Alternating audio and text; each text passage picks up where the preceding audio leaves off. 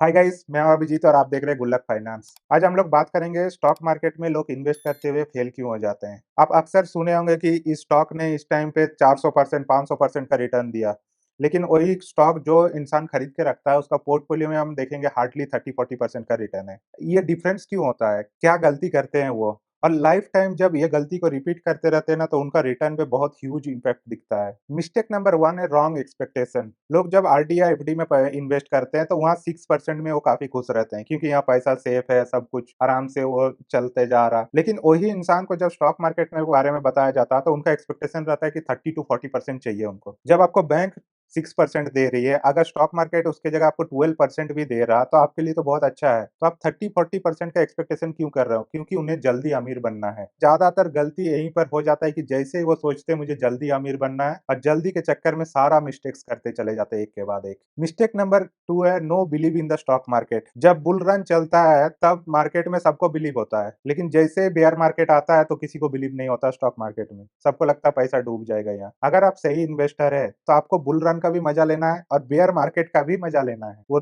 दुखी नहीं होना उस टाइम। बेयर मार्केट होता है आपको अपॉर्चुनिटी मिल रहा है कि आपको और ज्यादा इन्वेस्ट करने का लॉन्ग टर्म के लिए। इसलिए बड़ा वेल्थ बनाने के लिए बेयर मार्केट बहुत जरूरी है। इसलिए मार्केट के ऊपर बिलीव बना के रखिए, मार्केट का साइकोलॉजी को समझने का कोशिश कीजिए। मिस्टेक नंबर 3 है watching price not understanding about the value. देखो इसका मतलब क्या है। आप अक्सर देखे होंगे लोग हर रोज अपना पोर्टफोलियो खोल के ये देखते रहते हैं कि ये स्टॉक का ये प्राइस चल रहा है, ये स्टॉक का ये प्राइस चल रहा है। जब ये चीज आप करते हो आपको प्राइस से कुछ भी नहीं पता चलता है। सपोज एक स्टॉक का प्राइस 100 रुपीज है, आपको उससे क्या इंफॉर्मेशन मिला? आज 100 है, कुछ दिन पहले वो 90 था, कुछ दिन बाद वो 110 हो जाएगा। इससे आपको क्या पता चलेगा? इंस्टेड ऑफ प्राइस आपको वैल्यू फाइंड आउट करना चाहिए। सपोज यहाँ मेरा एक पेन है, इस पेन को देखिए, आज इस पेन का वैल्यू है 5 रुपीज। मैंने वैल्यू बोला, प्राइस नहीं। मैं कल इस पेन को खरीद के मैं मार्केट में बेचने चला गया और इसको मैं 10 रुपया में बेचने को रेडी हो गया, और कोई उस पेन को 10 रुपया में खरीदने को भी रेडी हो गया, तो कल का इस पेन का प्राइस रहेगा 10 रुपया, लेकिन क्या वैल्यू चेंज हुआ? आज भी ये 5 रुपया का ही वैल्यू प्रोवाइड कराता है। तो स्टॉक मार्केट में ऐसा ही है, वैल्यू एक फिक्स होता है,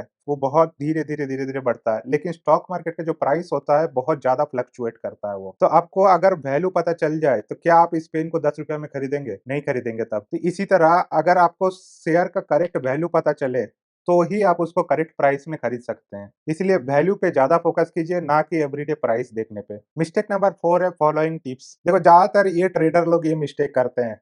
पहली बात तो जब रॉन्ग एक्सपेक्टेशन लेके मार्केट में आते हैं तो उनका एक्सपेक्ट रहता है कि 30-40%। जब उन्हें ये पता चलता है कि इन्वेस्टिंग से ये पॉसिबल नहीं है, तब वो ट्रेडिंग पे चले जाते हैं, और ट्रेडिंग करने के लिए वो खुद का स्ट्रेटेजी नहीं लगाते, वो किसी टिप के भरोसे लगे रहते हैं। हालांकि मैं ये भी बता दूं, खुद का स्ट्रेटेजी लगाना भी पॉसिबल नहीं है। मैं इतना दावे के साथ इसलिए बोल रहा हूँ क्योंकि कुछ दिन पहले का न्यूज देखिए, जेन स्ट्रीट नाम का एक कंपनी था जो पूरा इंडेक्स को हिला देता था। अपने अकॉर्डिंग वो पूरा इंडेक्स को चला रहा, जब उसको मन कर रहा इंडेक्स को अप कर रहा, जब मन कर रहा इंडेक्स को डाउन कर दे रहा। तो आप सोचो, जब एक बंदा एक बटन क्लिक करके पूरा इंडेक्स को अप डाउन कर रहा, मैं स्टॉक का तो बात ही नहीं कर रहा हूँ, सिंगल स्टॉक में तो कितना ज्यादा मैनिपुलेशन होने के चांस है। जब पूरा इंडेक्स को अप डाउन कर देता है एक बंदा एक क्लिक पे, तो आप कैसे उस पे क्या स्ट्रेटेजी लगा सकते हो? क्या उसमें चार्ट देखेंगे? क्या उसमें वॉल्यूम देखेंगे? क्या फायदा उसमें? वो सिर्फ एक आदमी का माइंडसेट के अकॉर्डिंग वो पूरा इंडेक्स मूव कर रहा है। तो ट्रेडिंग में आप कैसे पैसा बना सकते हो? दूसरा, ये टिप्स जो ले लेके ये कर रहे हैं, एक बात खुद समझो, जब ट्रेडिंग से सच में कोई पैसा बना सकता है तो वो किसी को क्यों टिप्स देगा? वो खुद ही अपना थोड़ा सा कैपिटल लगा के हर रोज उसको डबल ट्रिपल करता चलेगा ना। फिर वो टिप्स के बेसिस पे वो पैसा क्यों कमाएगा? सो अगर मार्केट में सही में लंबे टाइम के लिए पैसा बनाना चाहते हैं तो ये टिप्स और शॉर्टकट अपनाना बंद कीजिए।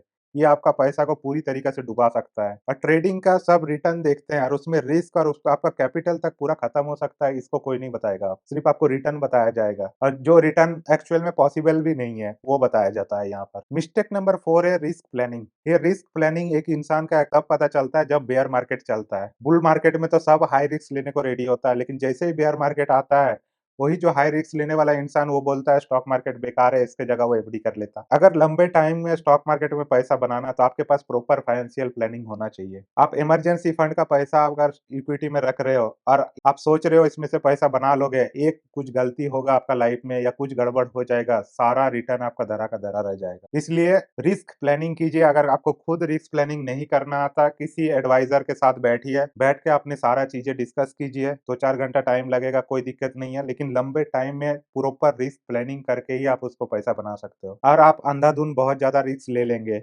और जब मार्केट ये टूटेगा ना तो आपका हार्ट अटैक तक आ सकता है। बहुत सारे लोग मार्केट में हैं जो बीपी का मेडिसिन लेके ट्रेड करते हैं मार्केट में। हम स्टॉक मार्केट में इन्वेस्ट इसलिए करते हैं कि मेंटल पीस बना रहे। अगर लाइफ से पीस ही खत्म हो जाए तो फिर इन्वेस्टिंग का क्या फ़ायदा जो आपको हेल्थ को इफ़ेक्ट करे। इसलिए प्रॉपर रिस्क एनालाइज़ करके ही आप मार्केट में इन्वेस्ट कीजिए। आप बहुत पीसफुली मार्केट से रिटर्न बनाएँगे। And mistake number 6, no long term thinking. देखो स्टॉक मार्केट में आप शॉर्ट टर्म में पैसा नहीं बना सकते। आप अगर पावर ऑफ कंपाउंडिंग के बारे में देखेंगे तो ला फर्स्ट का जो 5 से 10 साल रहता है ना, उसमें बहुत बेयर मिनिमम रिटर्न आता है। ये एक तरह से जे कब बनता है। मतलब आप पहले का 10 साल में जो इनकम करेंगे, उसका नेक्स्ट 10 ईयर में उसका 3 से 4 गुना इनकम करेंगे। तो ये बेस बनने में काफ़ी टाइम लगता है और ये टाइम पीरियड आपको पेशेंस रखना पड़ेगा। और ये पेशेंस आप तभी रख सकते हैं जब आप मार्केट को समझेंगे अच्छे से। नहीं तो ऐसा बहुत बार बेयर मार्केट के टाइम आपको ऐसा फ़ील होगा कि इससे अच्छा तो मैं एफडी में रख देता, मेरा पैसा भी सेफ रहता, कुछ तो रिटर्न बन जाता। लेकिन बेयर मार्केट पे आपको हो सकता है आपका स्टॉक डूबता चले। लेकिन आपका अगर स्टॉक अच्छा है, तो लॉन्ग टर्म पे वो बहुत पैसा बना के दे सकता है। आपको मार्केट में हज़ारों एग्ज़ाम्पल मिल जाएगा, ₹2 का स्टॉक आज के डेट में 2000 हो गया। लेकिन ये कोई 2 साल या 3 साल में नहीं हुआ। ज़्यादातर आप इस केस में देखोगे 20 से 30 ईयर टाइम लिया, ये ह्यूज रिटर्न बनाने के लिए। तो क्या आपको लगता है ये 20 ईयर एकदम स्ट्रेट लाइन पे वो 2 से चढ़ता चला गया? बहुत बार ये गया कि ₹2 से हो सकता है 100 गया, 100 से घट के फिर 50 आया। तो जब ₹2 से लेके ₹100 तक जाता तब तो सबको मज़ा आता, लेकिन जब 100 से 50 आता है तब वो सँभाल नहीं पाते और निकल जाते। लेकिन वही 50 फिर से बढ़ के जब आगे बढ़ता है 200, 300, 400 जाता है ना, तब वो फिर पछताते रहते हैं। इसीलिए मार्केट में स्टॉक्स बहुत लंबा रिटर्न देने के बावजूद भी लोग पैसा नहीं बना पाते, क्योंकि वो लॉन्ग टर्म पे कंपनी का कैपेबिलिटी नहीं समझ पाते हैं। इसलिए जब अगर स्टॉक मार्केट में आप वेल्थ बनाने के लिए आ रहे हैं, तो बेशक यहाँ वेल्थ बनेगा। लेकिन आप सोच रहे हैं कि शॉर्ट टर्म में 2-10 लाख रुपया कमा लेंगे, तो आप स्टॉक मार्केट में ज़रूरत नहीं है 10-20 लाख रुपया कमाने के लिए। स्टॉक मार्केट में कम से कम करोड़ सोच के आइए, तभी स्टॉक मार्केट में आइए। ये बहुत